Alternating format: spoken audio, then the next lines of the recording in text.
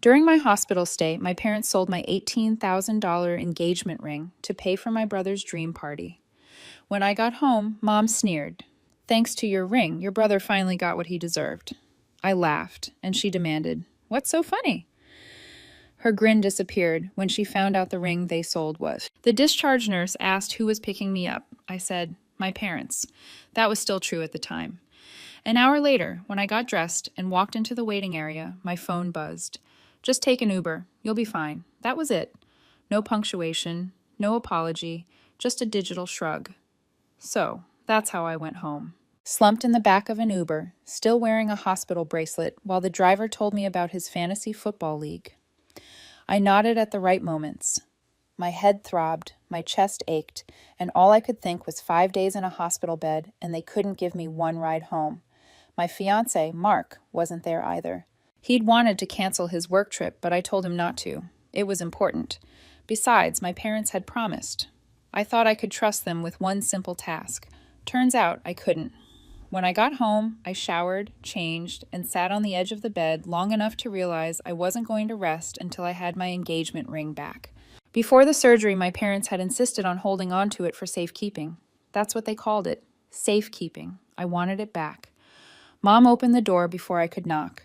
"Emily," she said, smiling like she'd been waiting all day to deliver a punchline.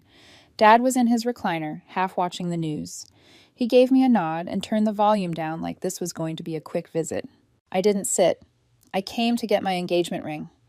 They looked at each other. That look I'd seen my whole life. A quick flicker of agreement like they were both reading from the same script. Mom's smile spread. "Well, thanks to your ring, your brother's finally having the time of his life. Miami sunshine. He deserves it." It took me a second. "What?" Dad leaned forward, elbows on his knees. "We sold it. Don't look so shocked. You'll be married soon. You'll have another ring." I felt the air go thin. "You sold my engagement ring." Mom waved her hand. "Oh, don't be dramatic. It wasn't doing you any good sitting in a box while you were in the hospital. Ryan needed this." I gripped the back of a chair. "He needed my ring?" "He needed a chance," she said firmly. "He's been working so hard. He finally met someone special, and this trip, it could really mean something." Dad nodded like it was obvious. You can't put a price on opportunities like that. The room was buzzing in my ears. Mark had saved for months, every spare dollar, for that ring. "You didn't even ask me." Mom's smile tightened. "You'd have just said no. You've always been like that." A laugh escaped me before I could stop it. It startled even me. Mom's eyes narrowed. "What's so funny?" I looked from her to Dad. Their smugness had slipped just a little, enough for me to see the edges of fear. I smiled. "Do you really want to know?" They stiffened. "You'll find out soon enough." Their faces dropped. They called me a liar, but I could see it in their eyes. They weren't sure. I didn't explain. I didn't need to. I walked out, leaving the silence behind me like smoke. I didn't drive straight home after leaving my parents' house. I just sat in the car at the end of their street, hands on the wheel, headlights off, trying to remember how to breathe. My heart wasn't racing anymore. It was worse. It was steady, flat, the kind of steady that means something snapped, and you don't know what the new shape is yet. I told myself it was just one more betrayal. Nothing new, just another notch on a very long list. But it didn't feel like just anything. It felt like every birthday, every holiday, every car ride home where Ryan was praised and I was ignored had suddenly lined up in a row, pointed right at me like knives. You know that moment after someone hits you with something unforgivable and you can't even cry because your body hasn't caught up yet? That's where I was. And I thought, this didn't start today. This started years ago. Ryan was always the golden boy, 2 years older, which in our house might as well have been 10. He got the parties, the shiny new things, the encouragement. I got the speeches about being grateful for what you have. When he turned 10, he got a brand new bike with blue racing stripes. When I turned 10, I got a hand-me-down pink one with a bent handlebar. Mom said it built character. When Ryan wanted baseball lessons, they found the money. When I wanted art classes, I got laughed at. Don't be silly. Birthdays, his were events. Friends, decorations, cake bigger than the table. Mine were sheet cake at home with the family. Maybe one friend if she could get a ride. Every time I noticed the difference, every time I dared point it out, I got the same line. "You're imagining things. Don't be dramatic." So, I stopped pointing it out. I stopped asking. Somewhere along the way, I stopped expecting. The thing about growing up like that is you half believe it. You learn to think maybe I don't deserve nice things. Maybe I should be grateful for scraps. Even later, when I moved out, built a life, got a good job, I carried that quiet doubt with me like a shadow. And then I met Mark. Mark is not rich. He's not the guy with the corner office and a watch that costs more than rent. He's middle class, steady, hardworking. He's the kind of man who double checks receipts and makes sure his tires are rotated on time. But he is also the first man who ever made me feel like I wasn't too much and not enough at the same time. He listens. He shows up.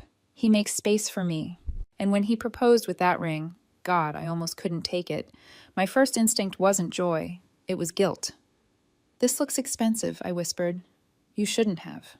He took my hand, slid it onto my finger. "You deserve it," he said. "You deserve the best." That's when I realized how starved I'd been for those words. Not because of the ring itself, but because of what it meant. Someone believed I was worthy. The ring wasn't just a diamond, it was proof that the story my parents wrote about me, the one where I was second best, wasn't true. And now, with the wedding 2 months away, that ring meant more than ever. Which is why, when my parents insisted on keeping it safe while I went into the hospital, every alarm bell in my body went off. It happened so casually. I just told them about the surgery. I was nervous, still trying to wrap my head around it, and Mom immediately said, "What about your engagement ring? You can't wear that in the hospital. It could get lost. Let us hold on to it." Dad nodded. "We'll keep it safe." Safe. That word again. I should have said no. But here's the thing. In my family, refusing them is an invitation to war. They don't let it drop. They don't respect boundaries. And honestly, I wanted to know. I wanted to see if they'd cross the line I was pretty sure they'd cross. So I smiled and agreed. What they didn't know is that before I handed anything over, I'd already taken the real ring and hidden it at home in a place no one would ever think to look. What I gave them was a replica.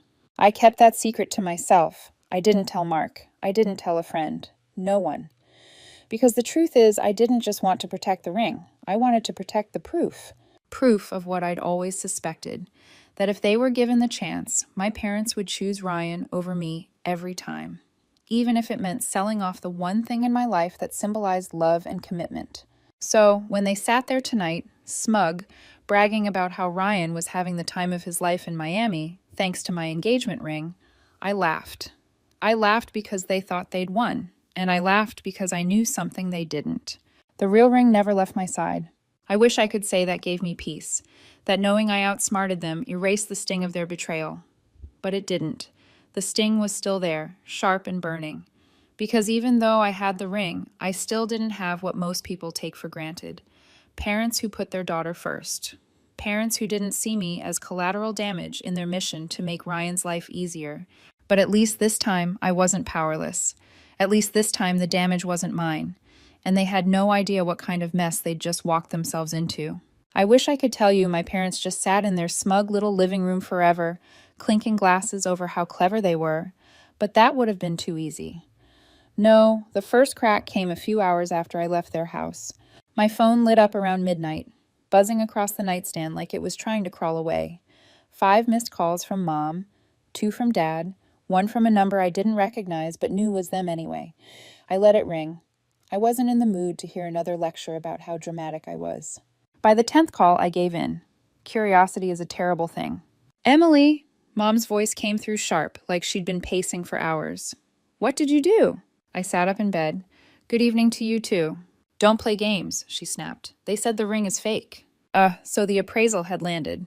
Dad's voice thundered in the background. "Is Mark's ring fake? Did he trick you?"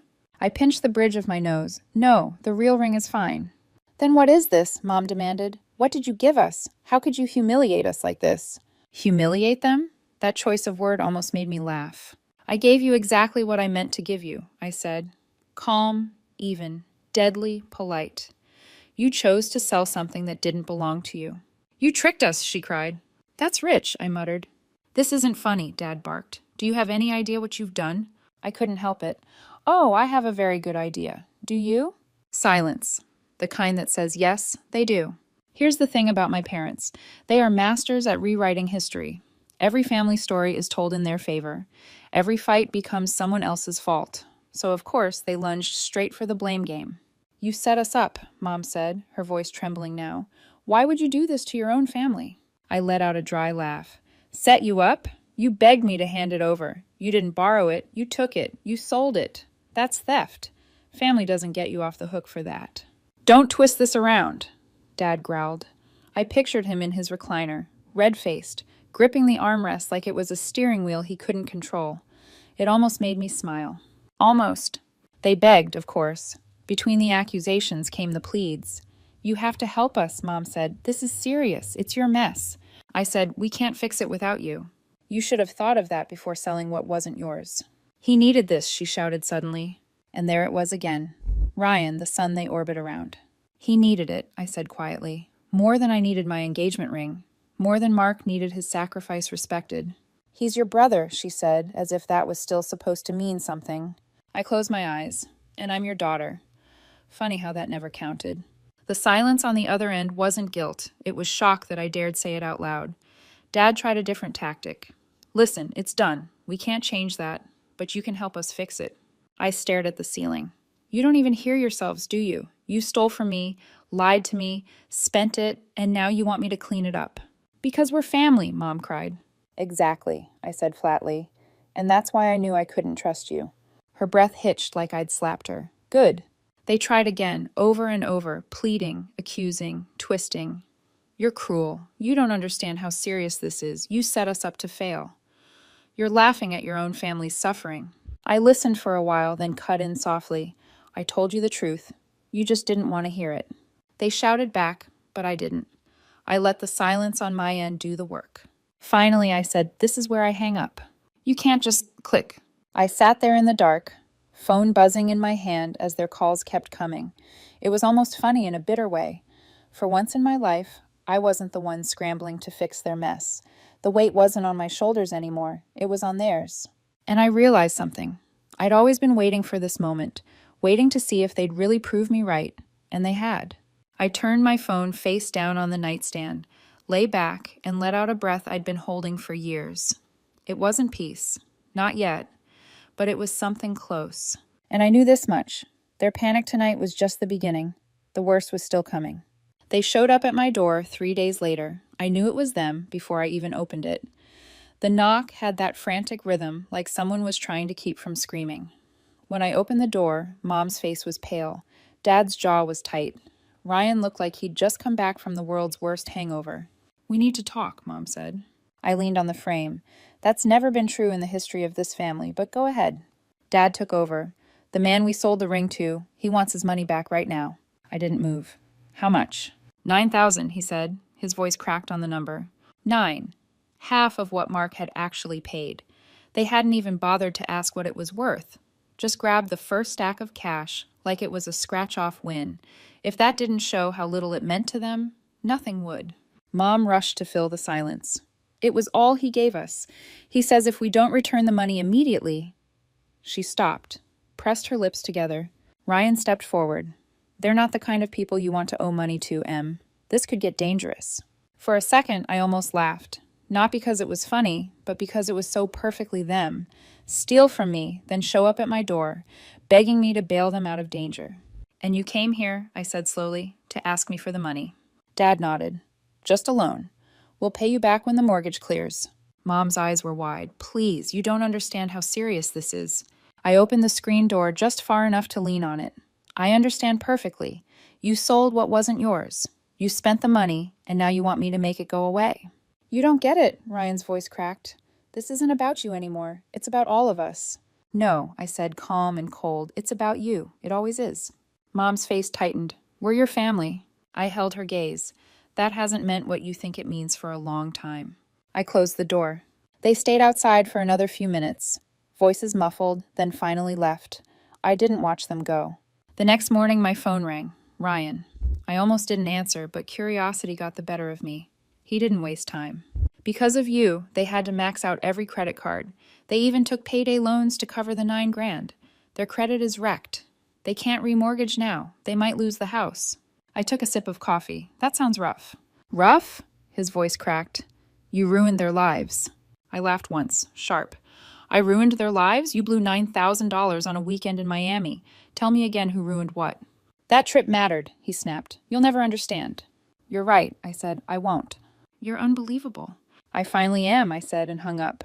The fallout came in pieces. A cousin sent me a screenshot from the family chat, a for sale sign planted in front of the house. An aunt called, her voice full of pity dressed as judgment. Mom's message in the thread, we're moving into something more manageable. Manageable. That was one word for it. The truth was simpler. They'd borrowed so recklessly to cover the $9,000 that their credit was destroyed. The bank wouldn't give them a refinance. The only option left was to sell. And they did. 2 months later, I walked down the aisle in a dress that actually felt like mine. Mark stood waiting, steady and sure, the way he always was. The ring, my real ring, glinted on my finger as he took my hands. My parents weren't there. Neither was Ryan. Not by accident, not by oversight. I hadn't invited them. For the first time, I didn't feel like I was missing anything. After the wedding, I found out they'd moved into a rental across town. Smaller, cheaper, reputation in shreds. People kept asking if I felt guilty. I didn't. They lost their house, but I lost nothing except people who never truly valued me. And for once, that felt like a fair trade. Fast forward a year. By then, I was 8 months pregnant. Swollen ankles, a belly that made bending over an Olympic sport, and a calendar covered in doctor appointments. Mark was nesting in his own way, assembling furniture with the seriousness of a surgeon, researching car seats like he was prepping for trial. And then the messages started again. It began with Mom, short and syrupy. We want to see the baby when it's born. We'll be good grandparents. Let's put the past behind us. I ignored it. Then Dad, think about the baby. Don't punish us forever. Ignore. Then Ryan, still somehow convinced his voice carried weight. This is bigger than you. The baby deserves family. I laughed out loud at that one. The idea of Ryan giving parenting advice was like a cat teaching swimming lessons. I stayed quiet, but relatives never can. An aunt texted me, "Why are you being so cruel? They're devastated. Everyone's saying you won't even let them see their own grandchild. Haven't they suffered enough? Stop making everything about yourself." It snowballed. My phone filled with whispers dressed up as concern. Family group chat notifications stacked up like bricks. Passive-aggressive prayers. Vague lectures about forgiveness. Thinly veiled attacks. I ignored them until one night I couldn't. I was exhausted, swollen, fed up, and I snapped. I typed a message into the group chat. My hands shook, but not from fear. Since you all want to know the truth, here it is. A year ago, while I was in the hospital, my parents sold my engagement ring to pay for Ryan's Miami trip. They took $9,000 from a shady buyer, spent it, and when the appraisal came back fake, they had to max out cards and take payday loans to cover it. That's why they lost the house. That's why they're in a rental now. They didn't lose everything because of me. They did it to themselves. Send. Silence, then the flood. Cousins swore they thought it was gossip, not fact. Aunts gasped in digital italics. What? They did what?